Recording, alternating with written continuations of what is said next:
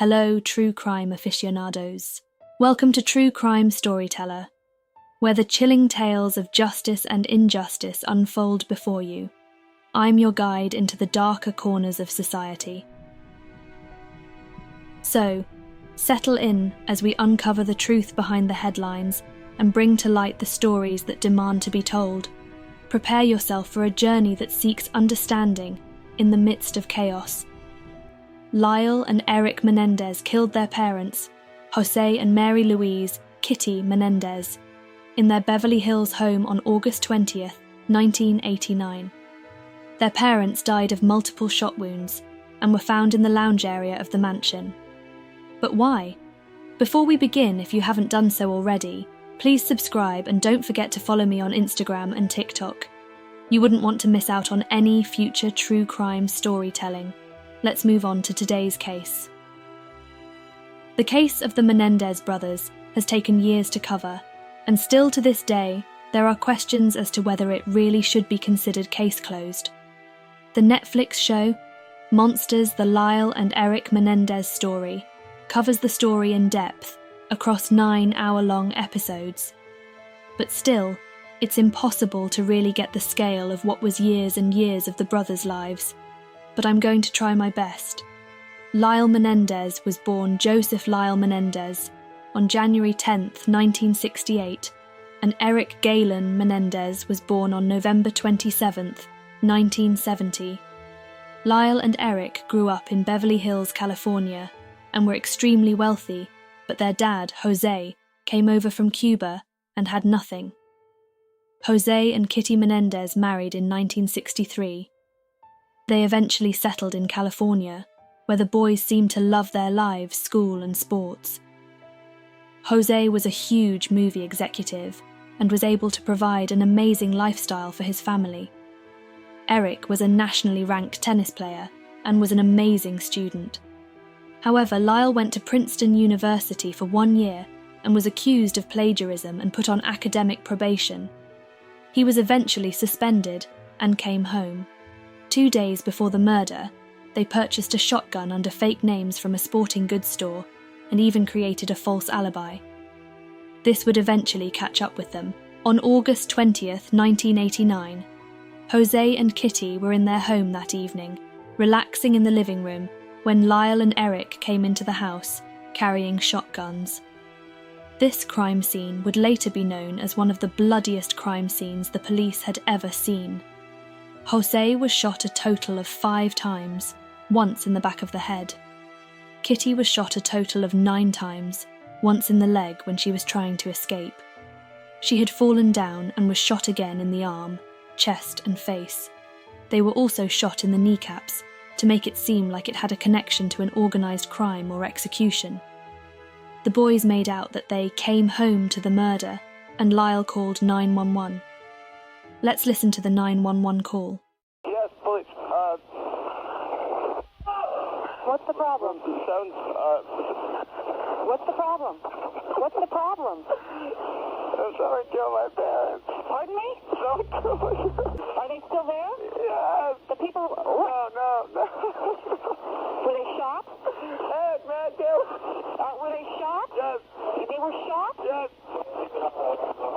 When I'm still response. 722 North Elmore Parking. What happened? Hey, stand up, I have a hysterical person on. We're trying to get things further. Other units responding. Is the person still there? What happened? We have units around. What happened? Who shot who? I don't hear anything. I just came home. You came home and found who shot? Soon after, the police arrived and questioned the boys. They said they were at the Taste of LA and went to see the new Batman movie. The police believed the boys and didn't do any testing for gunshot residue. They only became suspicious of the boys later on. The suspicion really started when the boys started spending money like crazy, around $700,000. Lyle bought a new Porsche, Rolex watch, and a restaurant in New Jersey called Chuck's Spring Street Cafe. Erik bought a full-time tennis coach and travelled to Israel for tennis tournaments. They also bought new condos in Marina del Rey and were driving around in Kitty's convertible. The police were very suspicious, but didn't get proof until Erik confessed to his psychologist, Jerome Oziel. On October 31st, 1989, Erik confessed to therapist, Dr. Jerome Oziel. 2 months after the murders took place, Erik requested to meet his therapist, Dr. Jerome Oziel, at his office. During their conversation, Erik said he had been having suicidal thoughts, but couldn't get his therapist to understand why. So he confessed as to what happened. In December of the same year, Dr. Oziel managed to persuade Lyle and Erik to allow him to record their sessions. The confession was caught on tape, and Lyle also threatened Oziel not to tell anyone. However, Oziel confessed to his mistress, Judalyn Smith, and she told the police. In March 1990, the brothers were arrested for the murders. Lyle was arrested first.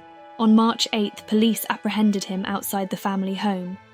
3 days later, on March 11th, Erik handed himself in and flew back from a tennis tournament in Israel. He was arrested by police at LAX airport, who had been waiting for him to return.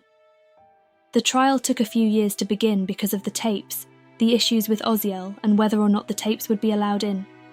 It wasn't until over 3 years after they had been arrested that Lyle and Erik Menendez were actually placed on trial. The first trial began on July 20th, 1993. During their trial, the Menendez brothers said their motive for killing their parents was years of abuse. Their first trial was made up of 2 juries, one for each brother. In court, the brothers said their mother was aware of abuse they suffered at the hands of their father, and they feared for their lives, so felt they had no option but to kill their parents. Kitty knew and did nothing to stop it. Kitty was also dragged for being an alcoholic and drug addict. The trial was broadcasted on national TV, and as you could imagine, became a huge spectacle for American viewers. The Menendez brothers were defended by Leslie Abramson. She became very well known because of this case. In January 1994, the first trial ended in a mistrial. The first trial came back with no verdict.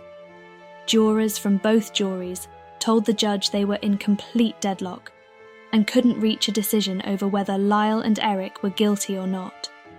It's been reported the main reason why jurors were so stuck is because they couldn't decide if killing their parents was proportionate to the level of abuse they had experienced.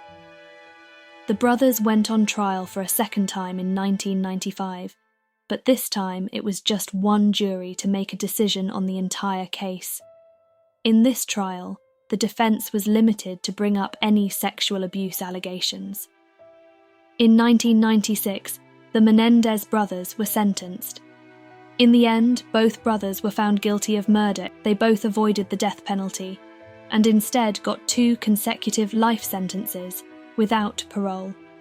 The brothers are currently housed at Richard J. Donovan Correctional Facility in San Diego County. In 1999, both Erik and Lyle filed habeas corpus appeals, but both were denied. They filed the same appeals in 2003, but separately in 2005, however, they were denied again. Erik and Lyle reunited in 2018, 22 years after they were found guilty. Lyle was moved to the same prison as Erik, the Richard J. Donovan Correctional Facility in San Diego, California. In 2023, the brothers launched a new appeal. As of 2024, the Menendez brothers remain incarcerated. Thank you for watching. If you found value in our exploration of this case, please consider subscribing, liking, commenting, and sharing with others. This will support me to amplify voices and bring light to stories that deserve to be heard. Join me next week as we continue our journey digging deeper into the narrative of another case. Until then, stay curious and stay safe. This has been True Crime Storyteller. Remember, every crime has a story.